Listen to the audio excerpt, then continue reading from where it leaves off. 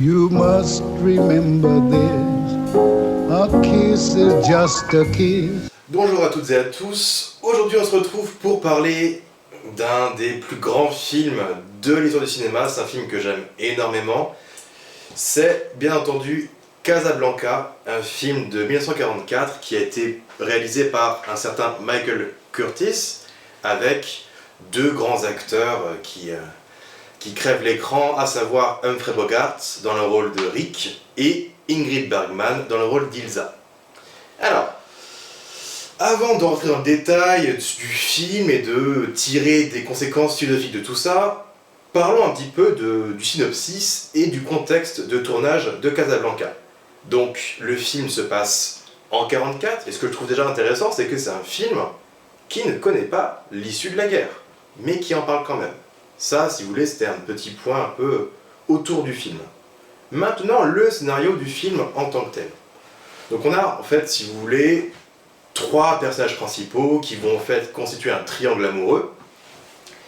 Et donc on a Rick, qui est joué par Humphrey Bogart, qui est quelqu'un d'assez ténébreux, cynique, très détaché par rapport à ce qui se passe dans le monde, et qui tient un café, un club qui s'appelle le Rick's Café Américain, un club à Casablanca, qui est une zone un peu à part où coïncide voilà, une présence allemande, mais en même temps des réfugiés, exilés américains et français. Donc faut quand même savoir qu'à l'époque, Paris était occupé par les Allemands. Et donc Rick tient son petit café, son petit business un peu à l'écart de tout. Et on ne sait pas trop d'ailleurs pourquoi il n'est pas engagé en fait concrètement et explicitement aux côtés des Alliés. Et donc Rick, qui fait ces petites histoires, un jour voit arriver une femme, Ilsa, au bras d'un homme, son époux, Victor Laszlo. Sauf que Rick et Ilsa ont vécu une histoire d'amour ensemble par le passé, à Paris. Et bien entendu, Rick n'est pas très content de voir Ilsa au bras d'un autre dans son café. Ça lui rappelle forcément des souvenirs douloureux. Et Rick, en vérité, se rend compte que Ilsa, avec son mari, sont dans la résistance.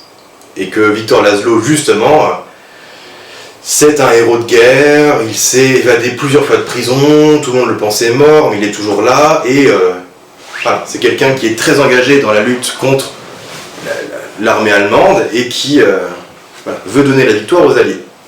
Donc quelque part, ce qui est intéressant déjà, c'est un contraste, si vous voulez, entre deux attitudes. Première attitude, c'est celle de Rick, campé par Humphrey Bogart, qui est quelqu'un de détaché, qui veut faire un peu de business et qui s'en fiche un peu de tout ça. Quelque part, ça me fait penser à un autre personnage de l'histoire du cinéma, bon, d'un film qui sera postérieur, mais au fond, reprend un petit peu ce côté-là. C'est celui qui est campé par Liam Neeson dans le très fameux La liste de Schindler de Spielberg. Peut-être ferai-je une vidéo plus tard là-dessus, mais on a le même personnage qui voilà, est préoccupé par ses histoires personnelles et ses affaires plutôt que par le contexte très gravissime de la guerre mondiale. Donc d'un côté, Humphrey Bogart qui est détaché, s'en fiche un peu de tout, et de l'autre, je dirais même presque son antithèse, Victor Laszlo qui lui est voilà, celui qui est l'homme d'action, qui est admiré par tous, qui est voilà, le héros en fait, le héros de guerre, là où Bogart serait plutôt un anti-héros, pas antipathique bien entendu, parce qu'il est vraiment beaucoup trop charismatique pour l'être, mais qui ne coïncide pas avec l'idéal qu'on peut se faire de l'engagement, précisément. Et ceci justement va m'amener à, philosophiquement, à parler de deux choses par rapport à ce film. Premièrement, ce sera la question de l'engagement, engagement d'un point de vue certes politique, militaire, mais aussi existentiel. Et deuxièmement, je terminerai cette petite vidéo par des considérations non plus sur l'engagement, mais sur la musique.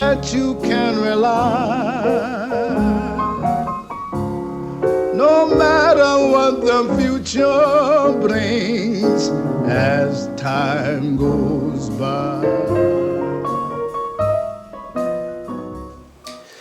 Donc, l'engagement politique et existentiel.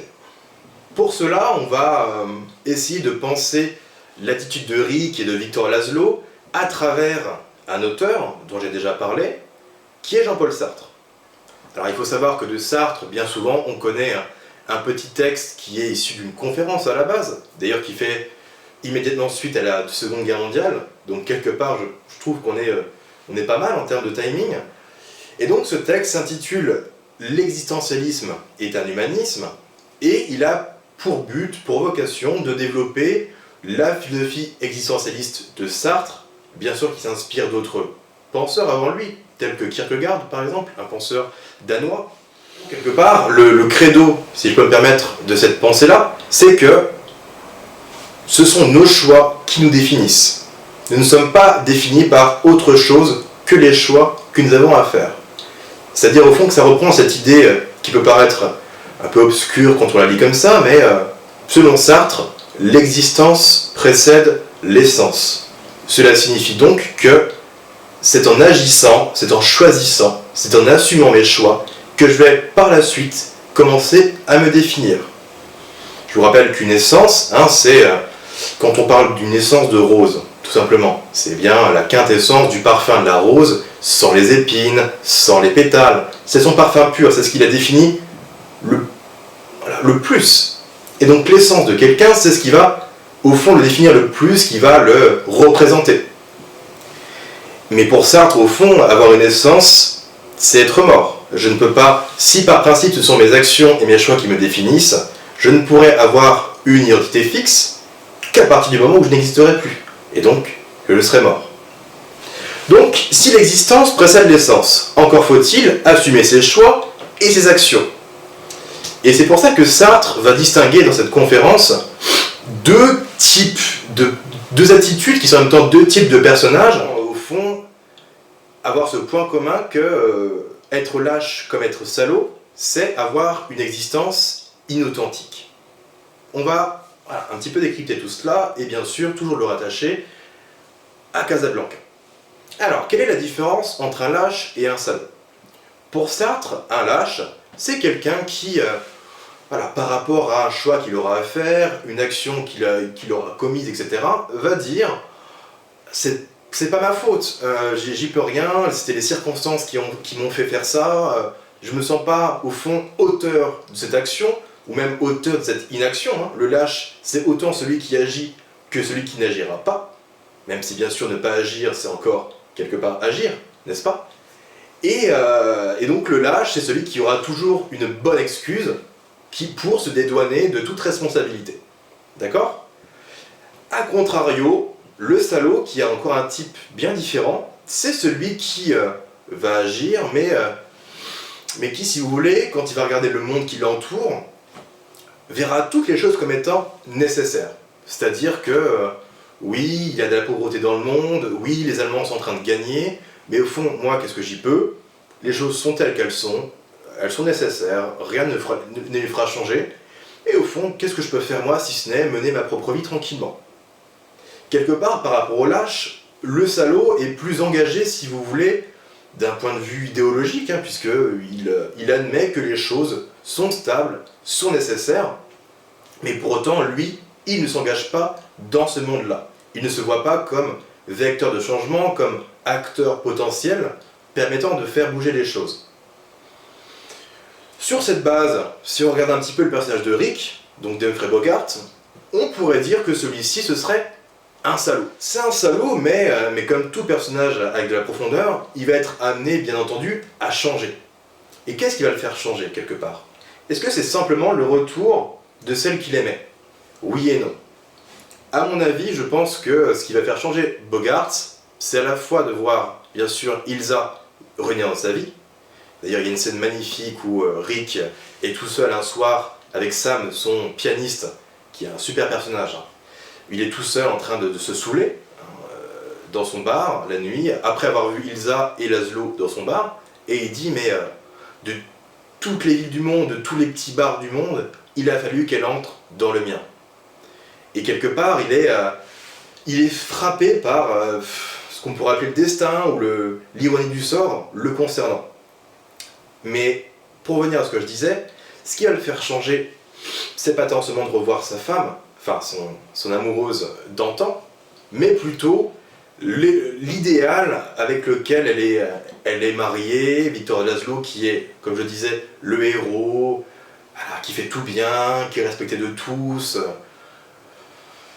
Quelque part, c'est l'idéal qu'il n'a pas réussi à être dans ce temps de guerre qui va peut-être l'amener à changer. Bien sûr, à la fin, Rick, donc Humphrey Bogart, va prendre conscience à la fois de son amour pour Ilsa, mais également que, quelque part, son amour est dépassé, transcendé par quelque chose d'autre, qui est au fond une prise de conscience que les choses peuvent changer si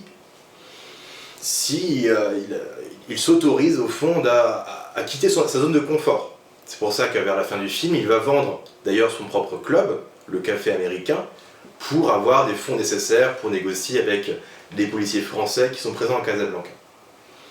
Donc ça, c'était la question de l'engagement, de la mauvaise foi et aussi du changement, puisque l'existence précède l'essence. Cela veut donc dire que nous ne sommes jamais condamnés à un caractère, à une identité figée.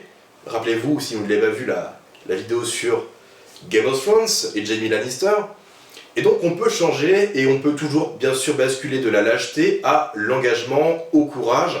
Tout n'est question que de choix et de responsabilité. Deuxième aspect que j'aimerais traiter par rapport à ce film, peut-être moins évident, mais qui me semble vraiment fondamental, ou en tout cas qui mérite d'être mis en lumière, c'est les questions de la musique.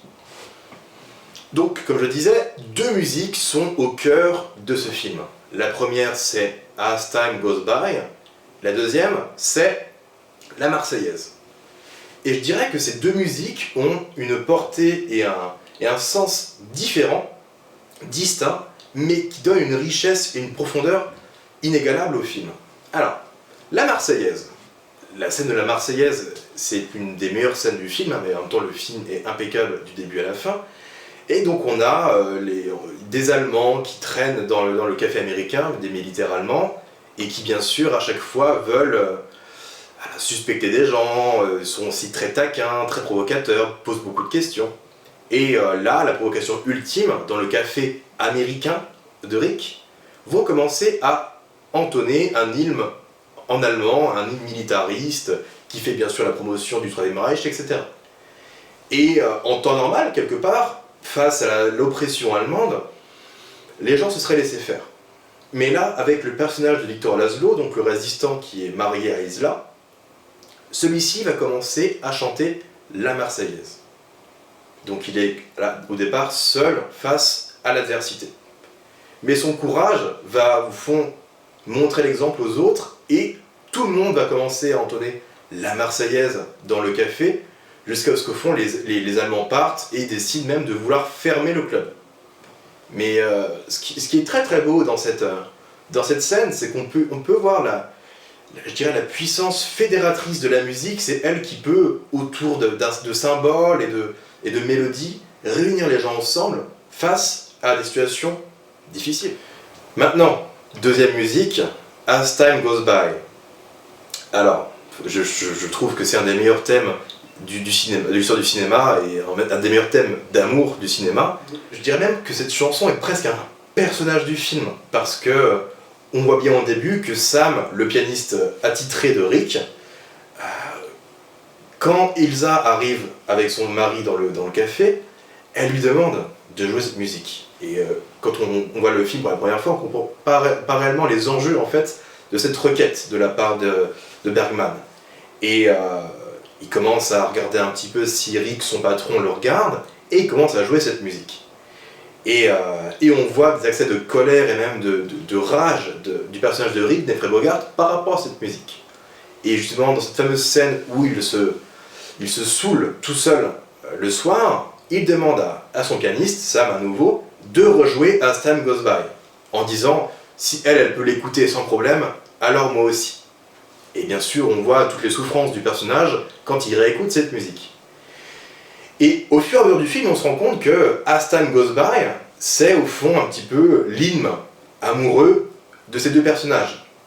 Si on peut faire des considérations un peu plus générales, bien souvent, dans une relation avec quelqu'un, on a une musique attitrée, c'est notre musique, ou même un artiste, plusieurs musiques. Mais quelque part, une mélodie peut être un lien entre deux êtres. deux personnages. C'est ce qui va les lier et qui va au fond créer le récit de leur histoire, le récit commun, l'origine, et qui va les lier même à travers le temps. Et on voit justement au fur et à mesure des flashbacks de l'idylle amoureuse en fait entre Rick et Ilsa à Paris. Donc on a tout le contexte parisien qui va beaucoup trancher avec bien sûr Casablanca, même les souvenirs de New York. Et donc on a un Paris idyllique avec une musique amoureuse. On a vraiment l'idylle parfaite jusqu'à ce que bien sûr Paris soit occupé par les Allemands. Et ce qui va se passer alors, c'est que Rick et Ilsa vont décider de s'enfuir, de partir. Et au moment, le jour du départ en train, Rick attend Ilsa sur le quai de la gare, sous la pluie, et elle ne revient pas. Elle ne vient pas avec lui, elle lui laisse une lettre, mais sans trop d'explications, pas assez, et il doit partir seul. Et c'est à ce moment-là qu'il devient assez aussi aigri et cynique par rapport à la vie, c'est parce que voilà, l'amour de sa vie l'a quitté sans trop de raison. Et donc As Time Goes By, quelque part, c'est ce personnage musical à part entière qui va lier les personnages à jamais. En fait. Ça me fait penser aux analyses qui sont magnifiques d'un auteur allemand, pourtant fort pessimiste, qui s'appelle Arthur Schopenhauer, qui, Schopenhauer, dans Le monde comme volonté et comme représentation, a de très belles paroles sur la musique.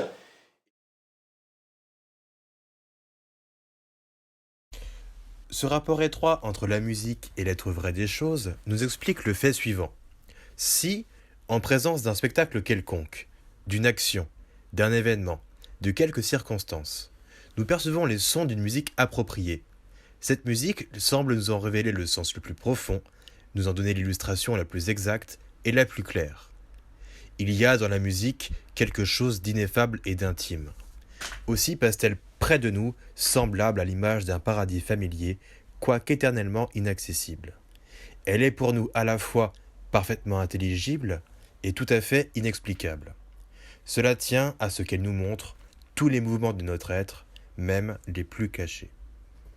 Pour Schopenhauer, et c'est je pense un peu le cas pour Rick et Ilsa, c'est voilà, ce qui a cette puissance qui transcende la raison, qui transcende le physique, qui transcende la réalité, donc une puissance métaphysique, qui va à chaque fois ressusciter un passé perdu, un paradis perdu, où tout allait bien, où l'amour pouvait s'épanouir, et juste ces quelques mélodies ressuscitent toujours, à chaque fois, et l'amour heureux et la douleur d'avoir perdu cet amour.